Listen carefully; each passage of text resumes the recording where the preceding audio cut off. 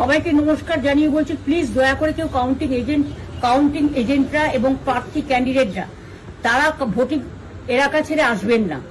Strong রুমে যেখানে counting হচ্ছে, মানে সেন্টারে, সেখান ছেড়ে কেউ আসবেন না। এটা বিজেপির প্ল্যান।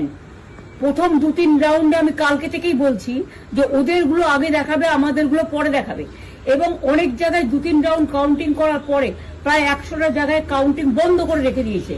এবং কল্যাণীতে ধরা পড়েছে 7টা মেশিন, যেখানে কোনো মিল নেই।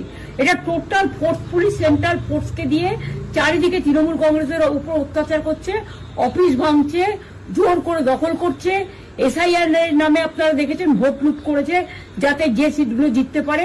কিন্তু এখনো এমন 70টা সিট আছে, 100টা সিট আছে যেগুলো আমরা এগিয়ে আছি, সেগুলো বলছে না। টোটালটাই মিথ্যে নিউজ খাওয়াচ্ছে। আগে ডিআইসিও এই খবরগুলো দিত, কিন্তু তাকে কালকে চেঞ্জ করে দেওয়া হয়েছে।